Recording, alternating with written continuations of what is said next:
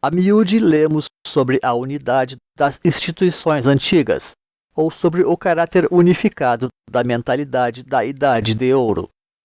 Fato este facilmente observável pela natureza das antigas civilizações, onde a mística permeava todo o tempo as mais admiráveis obras da civilização. E uma das grandes razões disto é que a própria espiritualidade estava imbuída de muitas formas de empoderamento, desde o exercício de dinâmicas técnicas espirituais enaltecedoras do espírito, até a valorização institucional das mais altas realizações espirituais, elevando sistematicamente a cargos de poder ou de conselho, tal como de liturgia ou de instrução, aqueles indivíduos mais devotados e bem-sucedidos nas suas aspirações espirituais, seja em termos de nobreza de alma ou de conquistas intelectuais.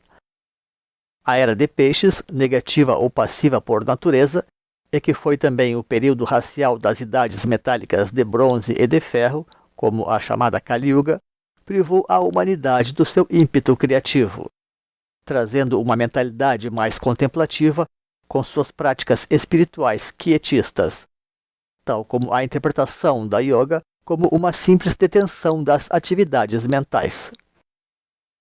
Não pensemos, porém, que tais questões são trazidas aqui por mero saudosismo, e sim porque, após todo um giro na roda do tempo, o mundo começa a viver novamente uma outra era positiva, que é aquela de Aquário que tanto se anuncia, demandando para tal, mais uma vez, um modelo ativo de espiritualidade que capacite o ser humano a tratar com as ativas e desafiadoras energias por ela trazidas. Este será, pois, o tema do presente vídeo, que podemos cognominar também como Memorial da Idade de Ouro. Depois da nossa vinheta. Deixe o seu like, inscreva-se, ative o sininho e compartilhe. Facilmente percebemos que as origens da civilização representa um momento maior e surpreendente da evolução da humanidade. Remontam ao mesmo período, ao menos nominalmente, uma série de lendas e de epopeias narrando os feitos dos deuses e dos seus renomados heróis. E o que caracteriza a espiritualidade de então? Era uma espiritualidade que empoderava o ser humano, tornando-o senhor de si próprio, graças aos valores sociais e morais cultivados, e também ao próprio teor positivo das práticas espirituais então realizadas. Com isto, estes iniciados se capacitavam a emergir como grandes lideranças, imbuídos de missões civilizatórias e ornados pelos signos do sagrado.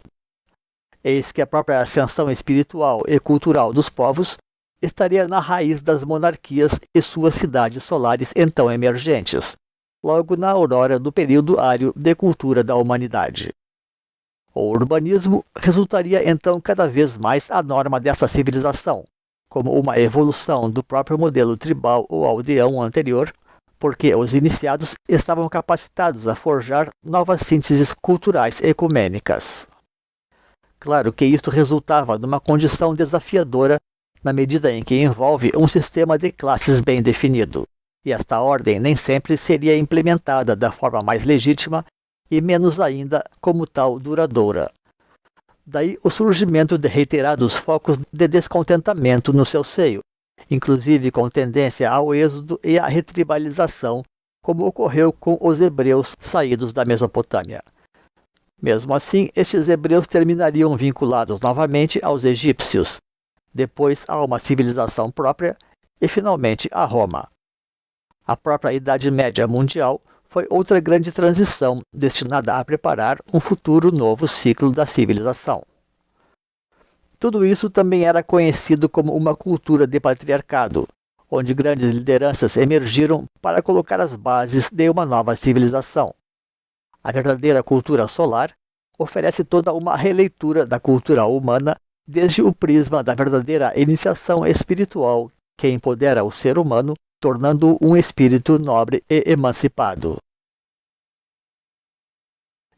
Eis que a cultura da espada se achava realmente em voga então, Contudo, a virilidade guerreira não se esgotava nos campos de batalha, mas estendia o seu simbolismo também para o mundo espiritual, onde a espada representava já um conjunto de práticas morais e de saberes ocultos destinados a integrar o guerreiro à causa social e a conduzi-lo às mais altas realizações do espírito. A iniciação solar pôde ser alcançada em escala nos tempos antigos, justamente porque o paradigma do guerreiro fora então bem implementado. As pessoas tinham vidas austeras e estavam dispostas a esforços continuados. Talvez a cultura que mais tenha se aproximado disto em tempos mais recentes tenha sido a Zen budista da China, que originou as artes marciais. Comparativamente a estes valores e procedimentos altivos, aquilo tudo que se conhece hoje de espiritualidade mal passa de introdução e de distorção, com seus objetivos primitivos de propagar o quietismo e a passividade. Uma espiritualidade tão passiva que muitas vezes se pode comparar com a própria consciência vegetativa das drogas, razão pela qual tanta gente termina capitulando, lamentavelmente, a essas armadilhas, por tão pouco enxergar nos conhecimentos místicos atuais uma verdadeira porta de libertação. Tudo em contrário, pois, daquela espiritualidade original de nobreza e de verdadeira emancipação espiritual que se propunha então como o autêntico desígnio de Deus para esta raça. Note que mesmo Jesus orientou os seus apóstolos a serem protagonistas da fé e a criarem comunidades para os fiéis, coisa que o período medieval de certa forma consolidou. A cultura ária é comumente caracterizada como solar, sendo um reflexo disto o tipo de civilização centrada nas cidades-estado, governada por autoridades sagradas. E todo este modelo cultural acha-se profundamente atrelado ao seu modelo de espiritualidade, coroado pelas autênticas práticas solares de meditação então praticadas. São conhecimentos, pois, provenientes diretamente das remotas cidades de ouro ou de prata da humanidade, há milhares de anos atrás, quando os altos saberes ainda eram conhecidos e as verdadeiras escolas de iniciação ainda estavam abertas. De modo que tratam-se de técnicas muito pouco conhecidas hoje em dia, mas que são de uma enorme importância para a evolução humana, porque representam os verdadeiros recursos espirituais da civilização ou da humanidade atual, descrita como ária, ou seja, nobre ou aristocrática pelos hindus. Naquelas suas remotas origens solares, especialmente egípcias, de onde surgiram depois uma série de religiões, entre elas a persa e a hebraica, influenciando mais tarde também o próprio cristianismo, já nos tempos do helenismo. Em analogia com a formação desta, que é a terceira raça raiz da ronda atual, a raça ária, no plano espiritual tem-se da mesma forma o contexto da iniciação solar, que é o trabalho superior do terceiro chakra, que é o do plexo solar, chamado Manipura em sânscrito ou Cidade das Joias, título sugestivo por si só. Corresponde naturalmente também ao terceiro plano de energias, que é o mental, cuja técnica está representada então pela yoga mental superior ou a própria meditação. Acontece, porém, que o entendimento do que seja a meditação apresenta as suas variantes e mudou realmente muito desde os tempos antigos para cá. Comparativamente, então, muita coisa daquilo que se entende hoje por meditação não corresponde de fato à excelência desta técnica, tratando-se antes de recursos meramente preliminares, ou aquilo que também se pode caracterizar como um reducionismo. A verdadeira meditação corresponde a um emprego pleno da energia mental, coisa que, obviamente, as técnicas mais propriamente contemplativas, hoje empregadas, não passam de preparações preliminares, já que visam quase tão somente tranquilizar uma atividade mental passiva e, como tal, compulsiva e caótica. Contudo, fazer um uso pleno dos recursos mentais significa também empregar a mente de uma forma positiva e criativa, ativando com isto as energias latentes do ser humano. E é graças a tais conhecimentos que a iniciação antiga promovia figuras empoderadas e de tal protagonismo, como aquelas presentes na formação das antigas civilizações, inclusive capacitadas a manifestar uma forte liderança social, tudo ornado pela espiritualidade e pelo espírito holístico. De modo que o próprio modelo ativo de meditação representou uma das grandes chaves para fomentar o grande protagonismo sagrado dos tempos antigos, tal como o aspecto cosmopolita e o sentimento de universalismo também implícitos na cultura das cidades. Várias conhecidas religiões solares foram criadas para dar sustentação a este espírito ativo, e até mesmo alguns célebres registros dessas poderosas técnicas sobreviveram aos tempos até nossos dias, como demonstram os vídeos que deixaremos em anexo nos créditos desta apresentação. Embora algumas poucas escolas atuais detenham fragmentos dessas técnicas solares, é perfeitamente possível dizer que se tratam realmente de técnicas perdidas, posto que o grosso das grandes escolas de yoga e de meditação do Oriente já não instruem os seus alunos nessa direção, antes oferecendo um quadro reducionista e confuso daquilo que significa propriamente meditar. Mesmo as escolas tântricas budistas originadas nas ciências ocultas terminaram amplamente contaminadas pela escolástica Mahayana, relegando assim os preceitos esotéricos a meros coadjuvantes de doutrinas basicamente quietistas. Essa tradição antiga solar, tão pujante no Egito, na Índia e na Pérsia, adaptou-se de diferentes formas e se combinou com outras tradições como a Atlântia anterior. Felizmente, ainda existem pistas para o buscador diligente, podendo contar também com as preciosas indicações de novos mensageiros solares. Assim, um dos símbolos solares mais destacados é o Pranava Om, onipresente na Índia, onde representa um símbolo da luz espiritual. E não casualmente, um dos nomes originais egípcios do Sol é On ou Aton. Blavatsky afirmou que o Om é a chave da iniciação ária, e Alice Bailey ensinou a forma esotérica de praticá-lo, capacitando o praticante a alcançar desta forma a chamada iniciação solar. A técnica é relativamente simples e trabalha diretamente com a luz, juntamente com o som e o amor. Se levada a cabo, como deve, pode refinar a energia da pessoa e criar uma verdadeira couraça de luz contra as forças do astral inferior, ao mesmo tempo em que torna a pessoa leve e vibrante. Daí se representar na Índia esta condição pelo cisne, o grande símbolo local da iniciação.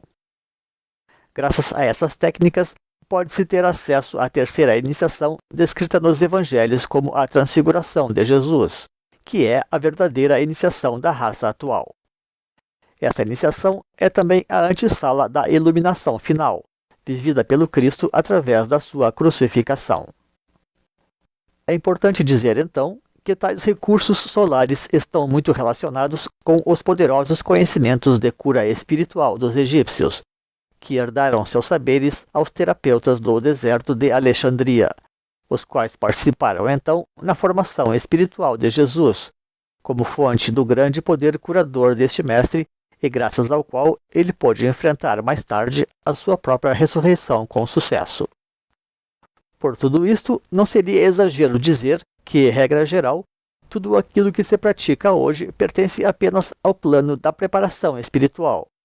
Daí a raridade da verdadeira iniciação e, mais ainda, da verdadeira iluminação ocultista. Muita coisa importante se perdeu na espiritualidade, o que não deve surpreender, porque sempre se fala da perda do conhecimento e da própria decadência humana no decurso das idades do mundo. De modo que já ninguém alcança se iluminar com os conhecimentos que se tem hoje nas grandes escolas e filiadas.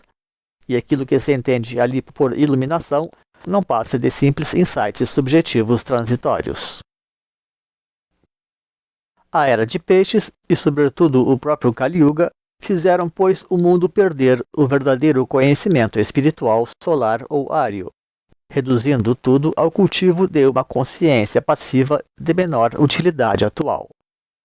O tantrismo, considerado como uma técnica ocultista adaptada para a Idade Negra, foi um esforço para resgatar muitos dos verdadeiros saberes secretos ários, e que o budismo também importou, tratando de equilibrá-lo com práticas sapienciais, as quais, não obstante, terminaram por eclipsar, lamentavelmente, os próprios saberes tântricos, como já vimos. Toca, pois, ao aspirante, que almeja uma verdadeira evolução, aprender a meditar pelas verdadeiras técnicas solares, empoderando-se para se tornar, enfim, um autêntico Hansa ou iniciado Áryo. À primeira vista, as positivas práticas solares seriam mais condizentes com a natureza masculina, donde a cultura patriarcal intimamente a ela associada. E, no entanto, existem importantes ensinamentos solares que têm sido hoje trazidos por mensageiras, matizando às vezes as coisas com tintas mais suaves. E por que é tão importante conhecer o teor da espiritualidade antiga? Acontece que um ciclo completo de coisas está se consumando agora, e aqueles antigos valores e conhecimentos voltam a ser necessários para fazer frente aos desafios de uma outra era positiva que retorna ao mundo, a de Aquário, que abre também a sexta raça raiz. Afinal, não é possível fazer frente aos dinâmicos desafios de uma era positiva apenas com os limitados recursos da era negativa que finda. Toda esta precária mística atual que prega o controle do pensamento irá passar, como propósitos de uma era passiva que logo não terão mais lugar. O pensamento é como um cavalo que é muito mais útil sendo bem usado do que deixando solto ou preso no celeiro. A importância disso se deve à necessidade de restaurar os conhecimentos e as práticas espirituais originais da presente civilização, a fim de, a partir disto, se poder finalmente dar o passo seguinte para começar a fundar a civilização do futuro, quando paradigmas ainda mais avançados já deverão ser implementados. A roda do Dharma necessita, pois, voltar a girar uma vez mais.